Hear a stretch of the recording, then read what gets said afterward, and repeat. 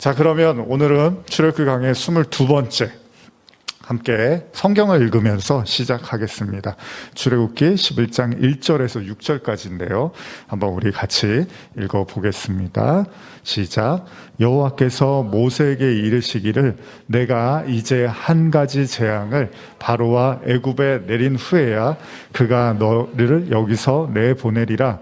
그가 너희를 내보낼 때에는 여기서 반드시 다 쫓아내리니 백성에게 말하여 사람들에게 각기 이웃들에게 은금 패물을 구하게 하라 하시더니 여호와께서 그 백성으로 애굽 사람의 은혜를 받게 하셨고 또 그 사람 모세는 애굽 땅에 있는 바로의 신하와 백성의 눈에 아주 위대하게 보였더라. 모세가 바로에게 이르되 여호와께서 이와 같이 말씀하시기를 밤중에 내가 애굽 가운데로 들어가리니 애굽 땅에 있는 모든 처음 난 것은 왕위에 앉아있는 바로의 장저로부터 맷돌 뒤에 있는 몸종의 장자와 모든 가축의 처음 난 것까지 죽으리니 애굽 온 땅에 전무후무한 큰 부르짖음이 있으리라. 자, 여기까지 함께 말씀을 읽으셨는데요. 이제 우리가 길고 길었던 바로와 그 하나님과의 싸움, 이 싸움 아닌 싸움의 끝을 향해서 나아가고 있습니다. 지난 주일에도 나눴죠. 이 싸움이 결국은 이제 끝이 온다는 거예요. 그러니까 모든 게 그런 것 같습니다. 시작이 있으면 반드시 그 끝이 있다는 겁니다. 하나님의 백성을 놓아달라고 하나님이 끊임없이 경고를 하시고 심판을 하셨습니다. 그런데 바로는 마음을 절대 굽히지를 않고 자존심을 꺾을 줄을 모릅니다. 그러나 하나님은 사람이 아니십니다. 이제 하나님이 바로를 무너뜨리시기로 결정을 하신 거죠. 이제 바로 앞에 거대한 심판이 하나 남아 있는데요. 이제 그 심판에 대해서 오늘 출애굽기 11장은 예고를 하고 있습니다. 이제 이런 심판이 올 거다라고 예고를 하고 있는데요. 그건 다름이 아니라요. 애굽 땅의 모든 처음 난 것, 그 처음 난 것들이 이제 다 죽게 될 거라고 말씀을 하십니다. 이게 바로 10번째 재앙입니다. 바로는요, 이 재앙 앞에서 결국은 무너지게 됩니다. 감당을 못해요. 바로가 9번째까지는 그렇게 자존심을 지켰는데 이 10번째 재앙에서는 결국 바로가 무너지게 됩니다. 이 재앙이 얼마나 강한 건지 성경은요, 굳이 11장 한 장을 할애를 해서 이 재앙이 곧 일어날 것에 대해서 모세를 통하여 바로에게 경고하고 있다는 겁니다. 경고를 하고 있어요. 경고. 그렇습니다. 경고라는 거는 뭐죠? 지금이라도 늦지 않았으니까 마음을 돌이키라는 마지막 기회이기도 합니다. 그런데 지금까지 바로가 그래왔던 것처럼 11장의 말미로 내려가 보면 또다시 바로는 이 무시무시한 재앙에 대한 이야기를 듣고도 여전히 눈 하나 깜짝하지를 않고 있더라는 겁니다. 자, 이쯤 되면요, 여러분들, 바로가 깨우칠 만도 한데 바로는 전혀 감이 없는 사람처럼 행동을 하고 있습니다.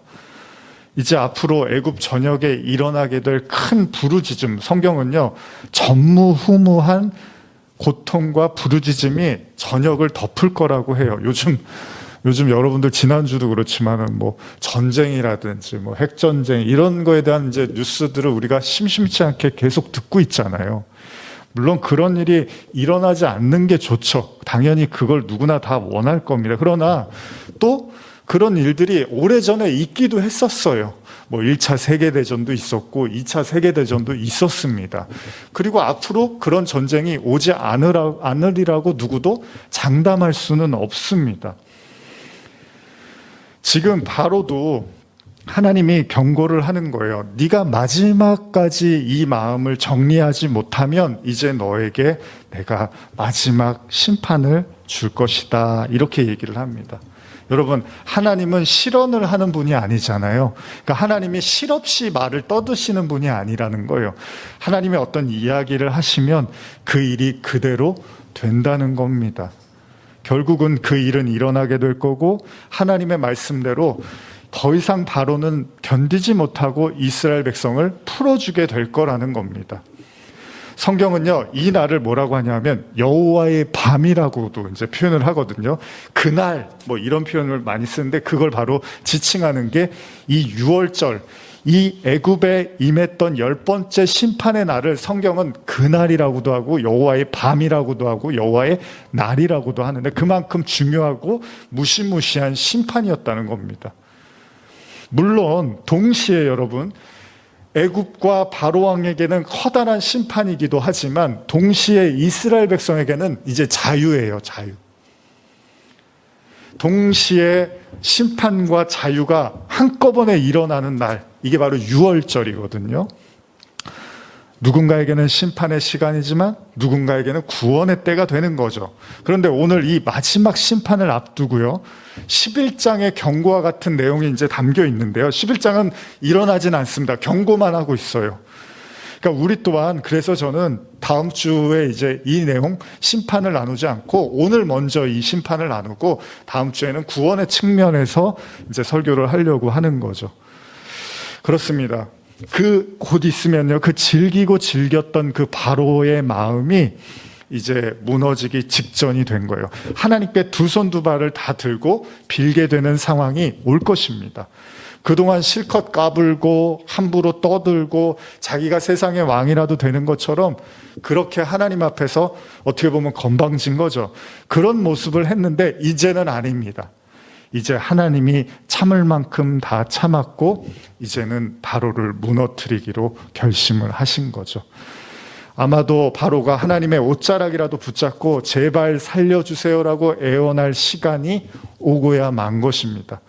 여러분도 저하고 이제 이 설교 들으시면서 얼마나 이 싸움이 벌써 10가지 재앙에 이르기까지 계속해서 여러분들도 저 바로 저거 어떡하지? 왜 저렇게 하나님 말씀 안 듣지? 이런 생각을 하셨을 거예요. 이제 그 바로의 시간의 끝이 오고야 만 것입니다.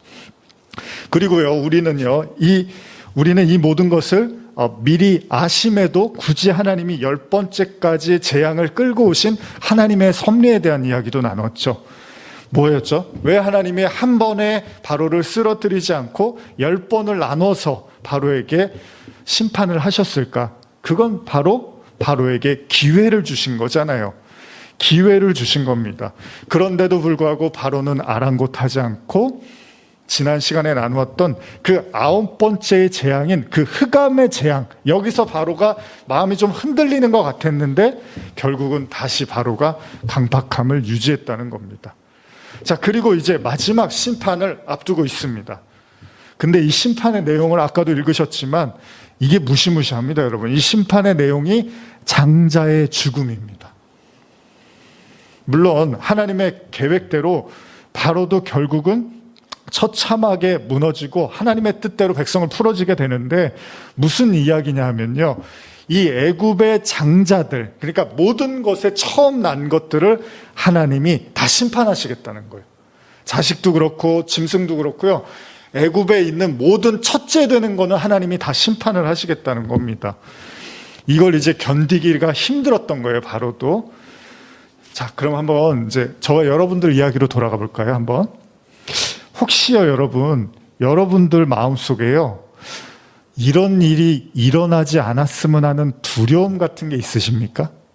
그러니까 평소에 살 때 이런 거 있어요. 예를 들면 연애를 하다 보면 우리가 절대 깨지지 않았으면 좋겠다. 잘 이제 예를 들면은 연애를 하고 데이트를 하고 사랑하는 연인으로 이렇게 지내고 있는데 이 사랑이 깨지면 안 되지. 이런 불안함과 두려움이 있을 수 있잖아요. 뭐 사업을 하시는 분들은 또 사업이 잘 돼 가는데 또 마음 한켠에 이 사업이 절대 망하지 않았으면 좋겠다라는 두려움, 이런 것들. 요즘 들어서 이제 저도 그런 생각을 많이 하는데 인간의 마음 속에요, 여러분, 되게 많이 차지하고 있는 그 마음 중에 하나가 뭐냐면 두려움이라는 거를 요즘 제가 새삼 많이 느낍니다. 여러분들은 어떠신지 몰라요. 근데 원래 성경적으로도 그렇습니다. 인간이 죄인인데 이 죄인의 마음에 가장 많은 그 요소 중에 하나가 두려움이라는 거예요. 두려움. 그러니까 자꾸 뭐가 겁이 나고 걱정이 되고 두렵고 이런 마음이 인간의 마음속에 굉장히 많이 자리 잡고 있대요. 자, 두려움이라는 건 뭐냐? 생각해 보면요, 이런 거예요. 원하지 않는 어떤 일이 예전에 일어났는데 또 일어날까봐, 그러니까 이미 한번 겪은 사람은 그 일이 또 일어날까봐 계속 걱정이 되는 거예요. 아니면 아직 일어나진 않았어요. 근데 혹시나 이런 일이 일어나면 어떡할까라는 생각이 계속 이제 마음속에 자리 잡고 있는 거죠. 그러다 보면 그 마음이 두려움이 공포가 되고 나를 이렇게 짓누르기도 한다는 겁니다. 제가 어린 시절에 초등학교 때 아마 5학년이었던 것 같은데 제가 굉장히 무서웠던 선생님이 있었어요. 저 옆반이었던 것 같은데 선생님이 이렇게 체구도 좋으시고 머리도 이렇게 가르마 싹 타시고 했는데 너무 무섭게 보였어요. 근데 하루는 우리 담임 선생님이 아프셔갖고 이제 그 선생님이 들어오셨는데 애들이 다 발발발발 떠는 거예요. 근데 누가 숙제를 안 해왔는데 혼이 나는데 너무 무서워갖고 제가 그 선생님만 보면 막 겁이 나는 거예요. 저 선생님한테 걸리면 큰일 난다. 아마 그런 기억들이 조금 있으실 거예요. 자, 우리는 이런저런 이유로 두려움을 갖고 있습니다. 그리고요, 우리가 이제 자주 나누는 욥은요, 욥은 욥기 1장에서 자기 앞에서 하루아침에 일어난 일들 있잖아요. 생각지도 못하게 일어난 일들 때문에 이제 나는 망했구나라고 생각을 하면서 욥이 이렇게 말을 하는데요. 3장, 욥기 3장 25절 26절인데 한번 읽어볼까요? 시작. 내가 두려워하는 그것이 내게 임하였고 내가 무서워하는 그것이 내 몸에 미쳤구나. 나에게는 평온도 없고 안일도 없고 휴식도 없고 다만 불안만이 있구나.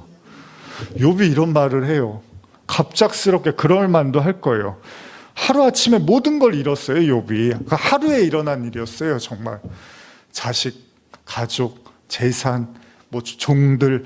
하루아침에 날벼락, 그야말로 날벼락이 떨어진 거죠. 근데 욥이 이런 표현을 쓰는 거예요. 이런 일이 일어나지 않기를 내가 항상 불안해했는데 드디어 일어났구나. 이런 말을 하는 거예요.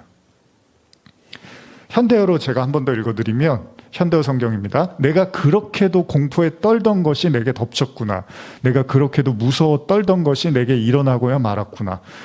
편하지 않구나. 평온치 못하구나. 도무지 전혀 쉴 수가 없구나. 밀려오는 것 말할 수 없는 고통뿐이니 이런 말을 해요.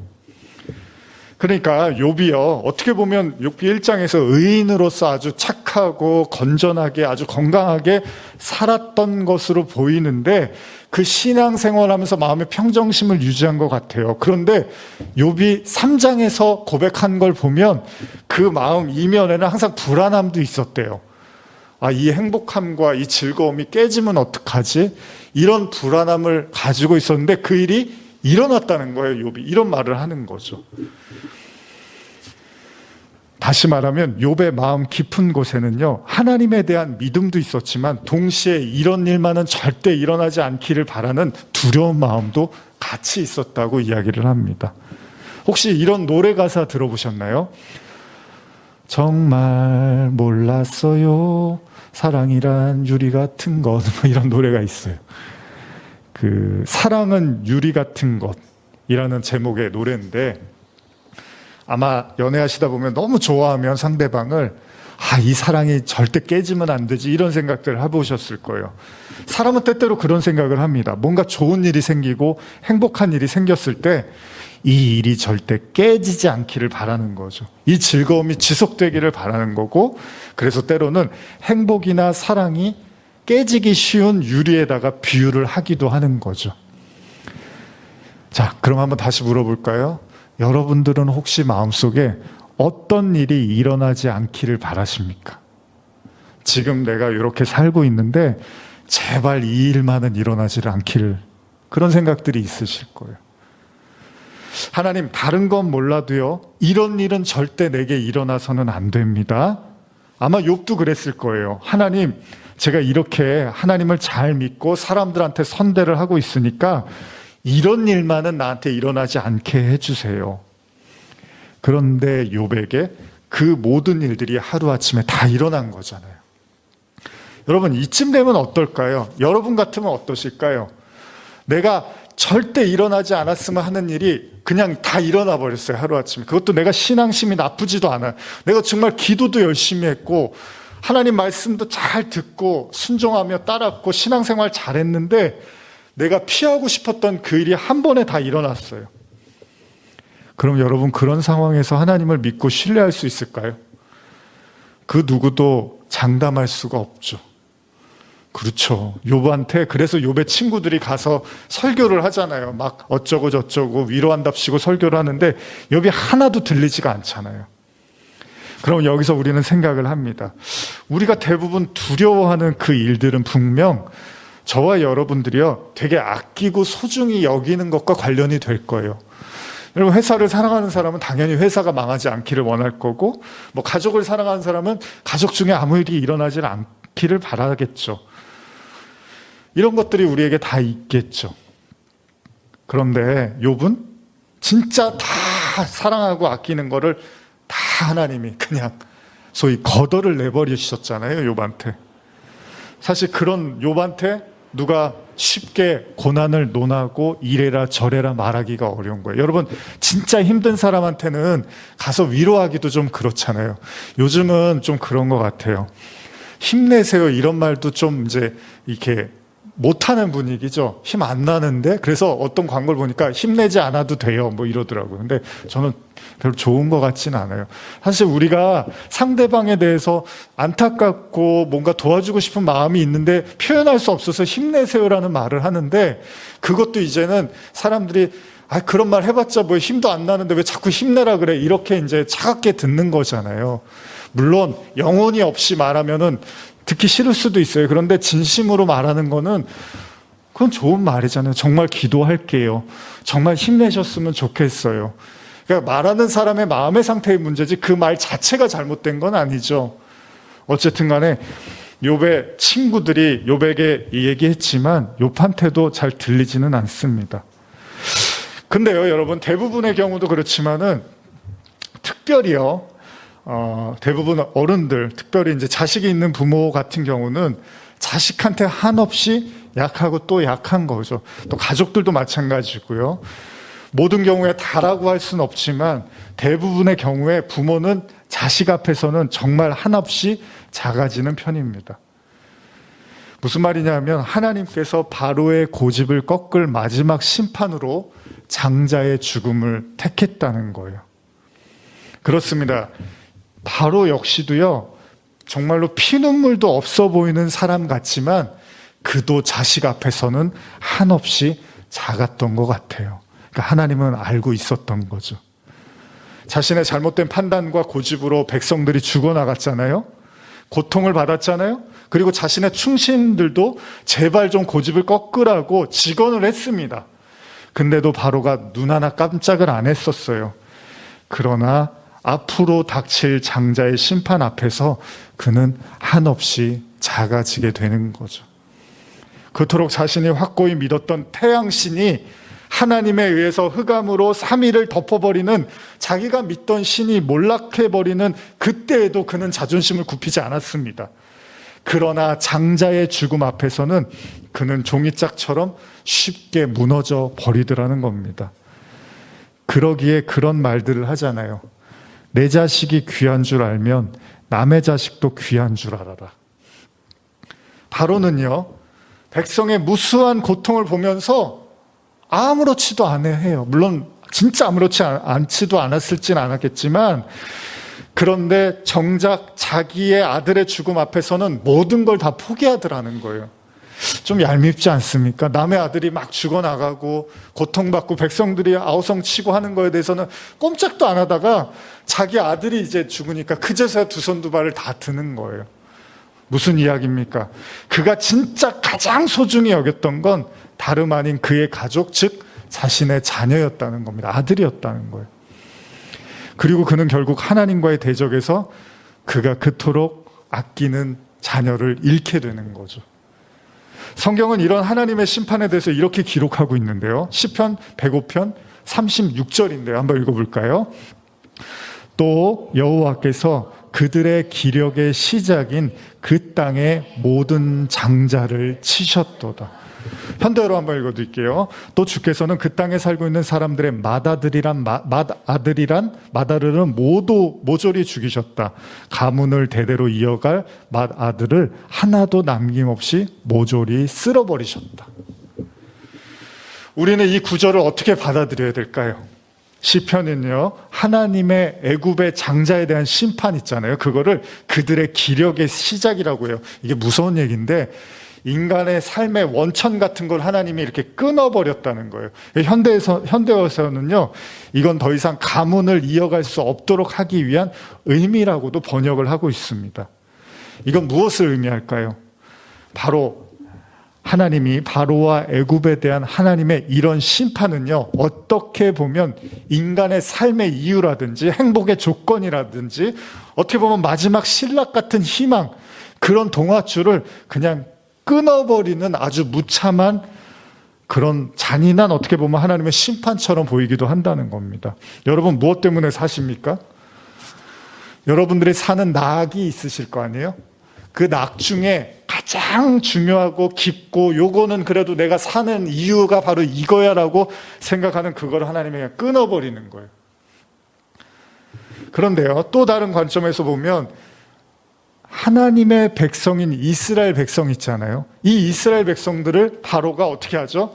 볼모로 잡고 그들을 학대하고 힘겨운 노역을 시키고 심지어는 그들의 번영을 막기 위해서 히브리 남자 아이들이 태어나면 그대로 나일강에 다 던져버렸어요.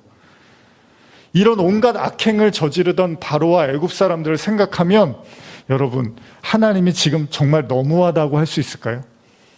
바로도 하지 말아야 될 행동을 너무 많이 했다는 거예요, 이스라엘 백성들한테. 그랬는데 꿈쩍을 안 하는데 이제 자기 자식이 죽으니까 그제서야 바로가 이제 항복을 하는 거잖아요. 그렇습니다. 분명히 하나님은 말씀을 하셨어요. 내 백성을 놔줘라. 네 자식이 귀하면 내 자식도 귀하다. 왜? 하나님한테 이스라엘 백성은 자식이에요. 여러분과 저는 하나님의 자식이에요. 그래서 여러분, 이 설교를 이렇게 뒤집어서 들으면요, 여러분들을 하나님 앞에 나오지 못하게 방해하는 세력들을 하나님이 가만히 두시지 않겠다는 의미도 있습니다.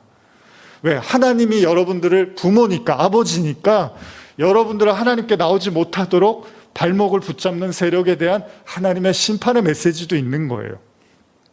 어쨌든 간에 하나님은 바로한테 말한 거예요. 네 자식이 그렇게 귀하지? 그래, 이스라엘 백성 내 자식도 귀한 거야. 바로는 오히려 더욱더 이스라엘 백성에게 가혹한 노역을 시켰잖아요. 그들을 괴롭히고 때리고 학대했습니다. 이스라엘 백성은 수많은 밤을 괴로워하면서 하나님을 찾았어요. 우리 좀 살려달라고. 이제 그들의 아비 하나님도 보고만 계실 수는 없었던 거예요. 여러분, 확실히 믿으세요. 하나님이요, 여러분들을 애굽의 한가운데서 학대받고 고통당하면 하나님이 반드시 꺼내주실 겁니다. 어떤 형태로든지 간에 반드시 심판하시고 여러분들은 꺼내주실 겁니다. 바로가 깨달아야 되는 한 가지, 자기 자식이 귀한 줄 알면 하나님의 자식도 귀하다는 걸 바로도 알고 있어야 된다는 거였어요. 결국 자신이 아끼고 목숨처럼 여기는 아들을 잃자 바로는 하나님의 자녀를 결국은 놓아주게 됩니다. 12장의 내용입니다. 근데 왜 바로는 이걸 깨닫지를 못했을까요, 여러분?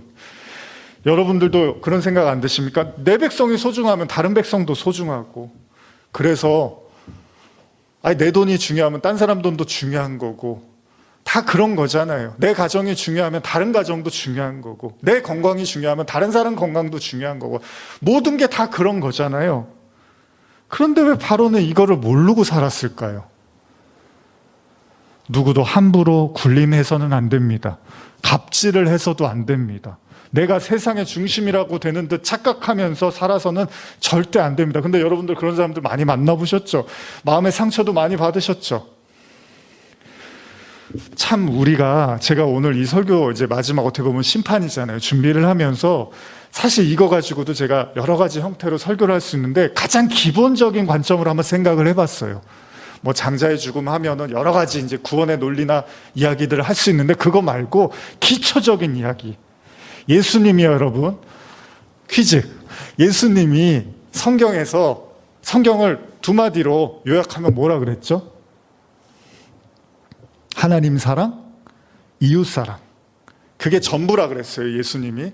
성경의 이 두꺼운 책은 결국은 하나님을 사랑하고 내 이웃을 내 몸과 같이 사랑하라. 그 안에 다 들어있다고 했어요. 무슨 말입니까? 내 이웃을 내 몸과 같이 사랑하라는 건 내 몸이 소중하니까 내 이웃의 그 몸도 소중하게 여기라는 얘기죠. 아주 쉬운 얘기입니다. 어찌 보면 이렇게까지 되지 않아도 될 일이었는지도 모른다는 거예요. 바로가 처음부터 하나님의 말씀을 들었다면, 모세의 이야기에 경청했다면 이 지경까지 오지 않아도 될 일이었는데, 하나님은 처음부터 계속 얘기했잖아요. 내 백성을 놔줘라. 내 백성도 소중하다. 네 백성이 소중하면 내 백성도 소중하다. 9번째까지 다 얘기하셨는데 거기에서 브레이크를 밟았으면 10번째 재앙은 피할 수가 있었겠죠. 그러나 바로는 그거를 깨닫지를 못했습니다. 왜 바로는요, 일이 이렇게 되도록 마음을 굽히지를 못했을까요? 왜 인간은 자기 자식이 귀하면 남의 자식이 귀한 줄을 모르는 걸까요? 제가 요즘 교회 이전 때문에 이제 서류 작업할 게 많거든요. 뭐 세무서도 그렇고 교단에도 그렇고. 지난주에는 이제 그런 작업들 하면서 보냈는데, 이제 그러다 보면 이제 전화할 일들이 좀 있잖아요. 뭐 상담이라든지. 그러면은 여러분들도 가끔 겪으실 거예요. 전화하면은 콜센터 이제 상담 같은 거 하다 보면 이런 비슷한 문구가 나오죠. 상담 직원에게 폭언을 하지 마십시오. 뭐 이런 얘기들 나오잖아요. 제 아내도 가끔 이제 그런 전화 업무를 하는데 막 이렇게 혈압이 올라가서 이제 저한테 얘기할 때가 있어요. 오늘 전화 받았는데 너무 힘들었다고. 아마 그런 일들 이제 있으시잖아요. 요즘 그런 스트레스가 많잖아요. 사람들이 스트레스들이 많으니까 막 전화로 푸는 사람들도 많은 것 같더라고요. 어쨌든 간에 바로는 생각을 잘못했습니다. 그냥 그래도 된다고 생각했나 봐요. 바로의 여러분 생각이 좀 의심가지 않습니까? 저 사람은 왜 저렇게까지 마음을 굽히지를 못했지? 하나님이고 모세고 나발이고 그냥 바로는 자기 하고 싶은 대로 했던 거예요. 히브리인들은 마음대로 부려먹고 죽이기도 하고 학대하기도 하고 때리기도 하고 그냥 자기 마음대로 해도 된다고 생각을 했던 거예요. 그게 바로의 정치 철학이었고요. 또한 애굽 백성들은 이에 동조를 한 거예요. 바로도 문제지만요, 이것을 당연시한 백성들의 책임도 간과할 수는 없습니다. 여러분, 제가 어제 그제 이렇게 묵상을 하는데 바로도 문제지만, 항상 그렇지만요, 그 바로도 문제지만 그 바로가 그렇게 하게 내버려둔 사람들도 같이 문제가 있는 거예요. 한 사람한테 모든 걸 돌릴 수는 없는 거예요. 그 분위기를 만들어주고 형성해주고 동의해주고 동조해준 사람도 같이 잘못한 게 맞아요. 사람 위에 사람 없습니다. 사람 아래 사람 없습니다. 그 누구도 함부로 대하거나 무시를 당해도 되는 사람은 없습니다. 애굽의 흥함을 위해서 히브리인들을 자원 삼아서 그들의 자유를 짓밟을 수 있는 그런 권한을 하나님은 애굽에게 허락하신 적이 한 번도 없습니다. 어쩌면 오늘 본문을 가지고 제가 장자의 심판과 관련된 여러 가지 영적인 어떤 의미들을 끌어낼 수 있지만, 저는 상식선에서 한 가지 말씀드리고 싶습니다. 성경의 가장 중요한 정신이 뭐였죠?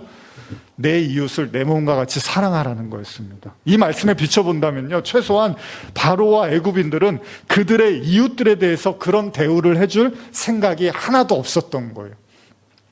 이것이 바로 애굽의 정신입니다.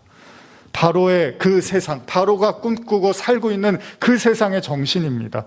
나의 이웃을 자신처럼 생각하고 돌보고 섬기고 사랑하는 게 아니라, 세상은요, 그들이 나가 아니면, 그러니까 너인 거예요. 나는 나고 너는 넌데, 너가 내가 아니면 너희들의 자원을 삼아서 나의 배를 불리고, 따라서 타인의 고통은 중요하지가 않은 거예요. 오로지 나의 행복만이 소중했던 거죠.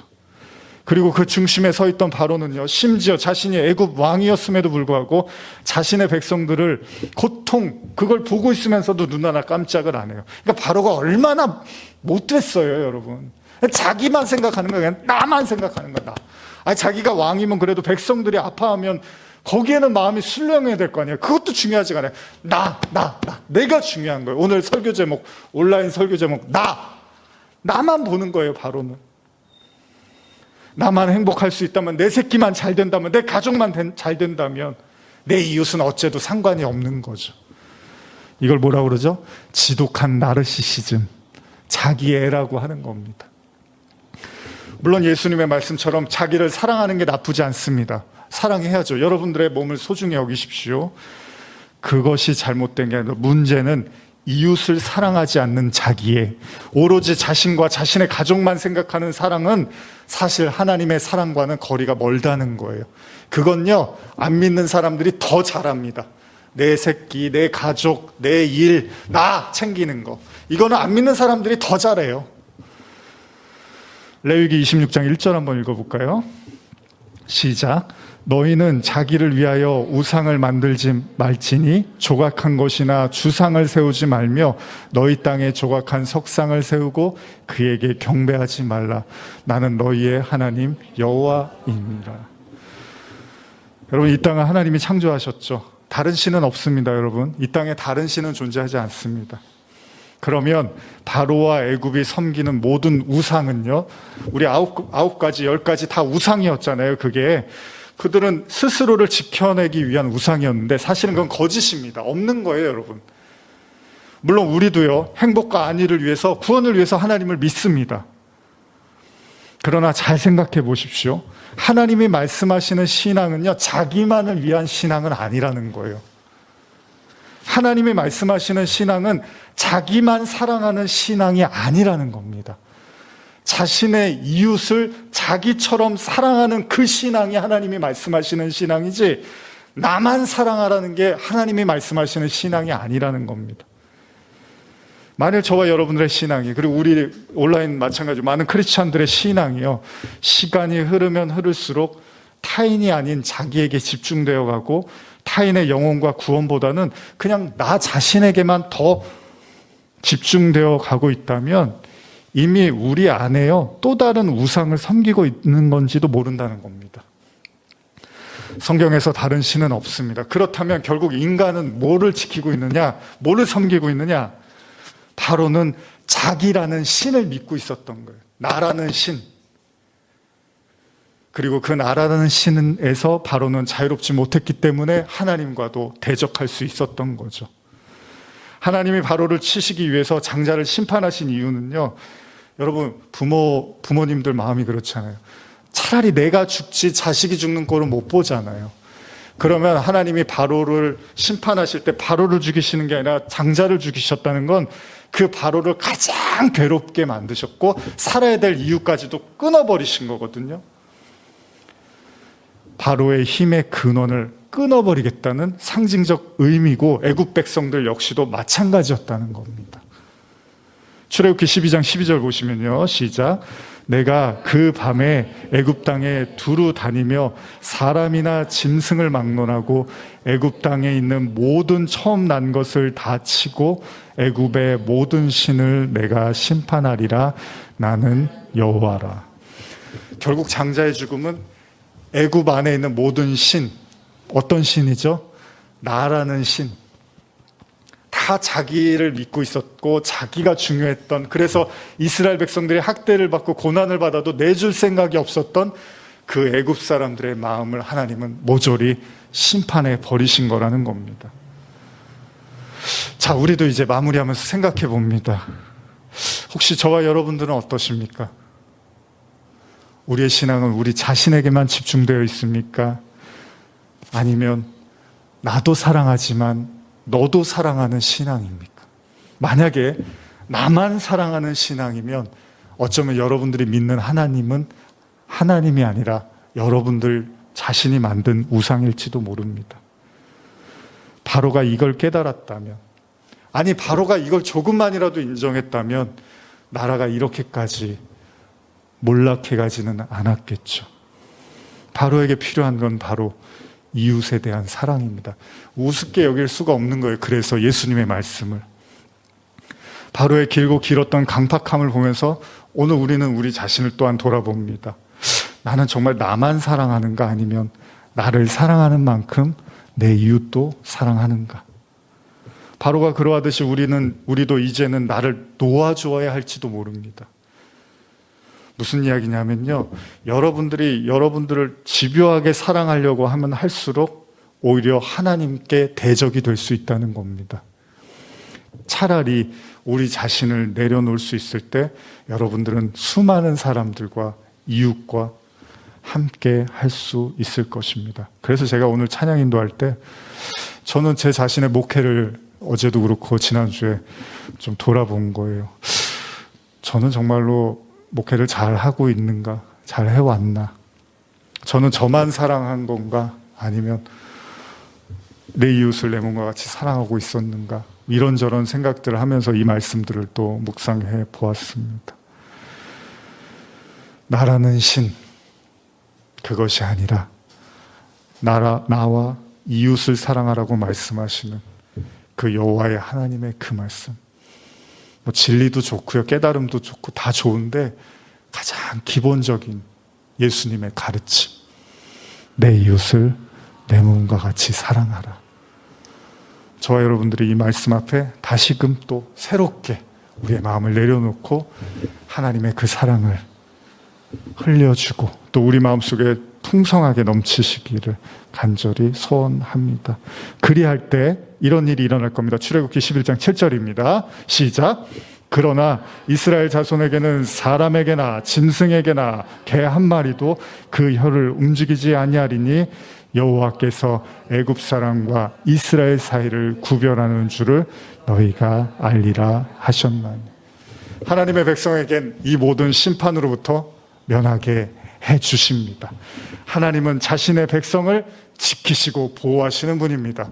오늘 그 은혜가 우리의 삶에 나타나기를 간절히 소원합니다. 기도하시겠습니다. 하나님 아버지,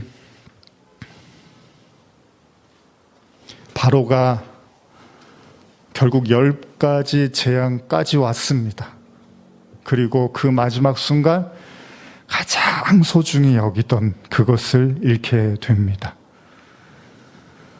내 자식이 귀하면 남의 자식도 귀한 걸 바로가 너무 늦게 깨닫게 됩니다. 참 인간이라는 건 알 수가 없습니다. 너무 나에 집중하다 보니 수많은 너를 잃고 살고 있는지도 모릅니다. 우리가 되게 하여 주시옵소서. 나와 너 바로 우리라는 사실을 잊지 않고 예수님의 가르침처럼 타인을 향하여 그 하나님의 마음이 흘러갈 수 있도록 우리의 신을 내려놓고 하나님을 받아들이게 하여 주시옵소서. 감사드리며 예수님의 이름으로 기도합니다. 아멘.